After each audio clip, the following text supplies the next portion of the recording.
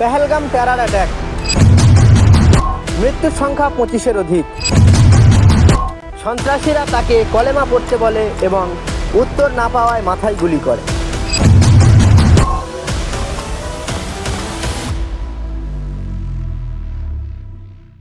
আসসালামু আলাইকুম ওয়া রাহমাতুল্লাহি ওয়া বারাকাতুহু।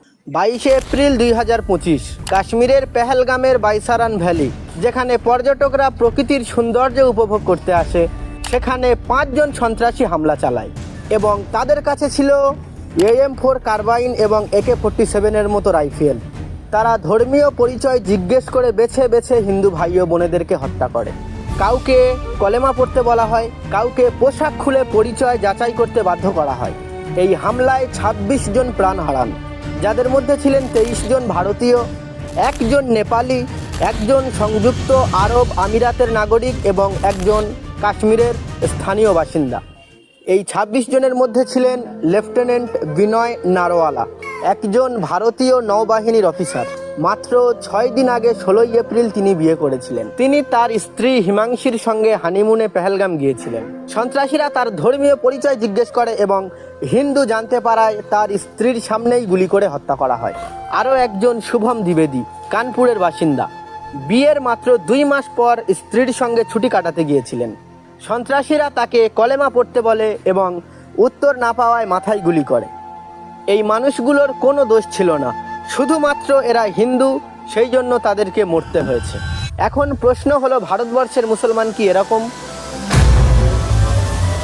তারা কি হিন্দু ধর্ম অবলম্বীদেরকে নিজেদের শত্রু বলে মনে করে? উত্তর হচ্ছে না। অ্যাজ অ্যান ইন্ডিয়ান মুসলিম আমি দায়িত্ব নিয়ে বলতে পারি, যতটা ইম্পর্টেন্ট আমার কাছে আমার মুসলিম ভাই ও বোন, ঠিক ততটাই ইম্পর্টেন্ট আমার কাছে হিন্দু ভাই বোন ও বন্ধুরা।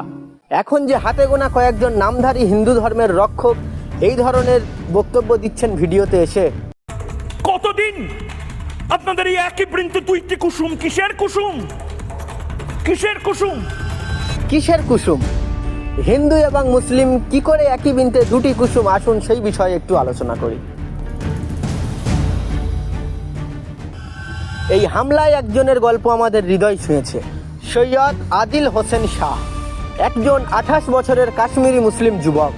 তিনি পনি গাইড ছিলেন, অর্থাৎ পর্যটকদের ঘোড়ায় চড়িয়ে জীবিকা নির্বাহ করতেন। যখন সন্ত্রাসীরা গুলি চালাচ্ছিল, আদিল কিন্তু তখন পালাননি। তিনি একজন হামলাকারীর বন্দুক ছিনিয়ে নেওয়ার চেষ্টা করেন সেই পর্যটকদের বাঁচাতে, যাদের সঙ্গে মাত্র কয়েক ঘন্টা আগে পরিচয় সৈয়দ আদিল হোসেনের। কিন্তু দুর্ভাগ্যবশত তিনি গুলিবিদ্ধ হন এবং হিন্দু ভাই ও বোনেদের বাঁচাতে এই দুনিয়া ছেড়ে বিদায় নেয় আদিল হোসেন। জম্মু ও কাশ্মীরের মুখ্যমন্ত্রী ওমর আবদুল্লাহ বলেছেন, আদিল আমাদের গর্ব। তিনি প্রমাণ করেছেন সন্ত্রাসের কোনো ধর্ম নেই। তবু কেন আমরা, ভারতের মুসলমানরা এই হামলার জন্য কিছুটা হলেও দায়ী হচ্ছে? अभी जो पहलगाम में आतंकी हमला हुआ है, उसमें हिंदुओं को देख देख के मारा गया है, ठीक है, पहचान कर करके। इसीलिए हम तुमसे इस काम से तुम्हें हटा रहे हैं। আমরা ভারতীয় মুসলিমরা এই দেশের অংশ। আমরা ওই স্কুল থেকেই পড়াশোনা করেছি যেই স্কুল থেকে আপনারা পড়েছেন। ওই হাসপাতালে নিজেদের চিকিৎসা করাই যেই হাসপাতালে আপনারাও নিজেদের চিকিৎসা করান। ওই বাজারে কেনাকাটা করি যেই বাজারে আপনারা কেনাকাটা করেন। আমরা আপনাদের শত্রু নয়। একটি সন্ত্রাসী হামলার পরে কিছু মানুষ আমাদের দিকে সন্দেহের আঙুল তোলে। যারা ধর্মের নামে হত্যা করে, আমরা তাদেরকে মুসলমান বলে মনে করি না। এখন যদি প্রশ্ন করেন তাহলে ধর্ম জিজ্ঞেস করে কেন মারা হলো, আমি বলবো এটাই ওই আতঙ্কবাদীদের চাল। তারা ভালোভাবে জানে ভারতবর্ষকে অশান্তির আগুনে ঠেলে দেওয়ার জন্য সবচাইতে সহজ রাস্তা হলো হিন্দু মুসলিম। এক্ষেত্রে তারা কিছুটা সফল, কারণ এর আগে এই দেশে যতবারই আতঙ্কী হামলা হয়েছে সারা দেশের মানুষ একজুট হয়েছে। কিন্তু এই হামলার পরে দেশের অবস্থা কিছুটা হলেও ব্যতিক্রম।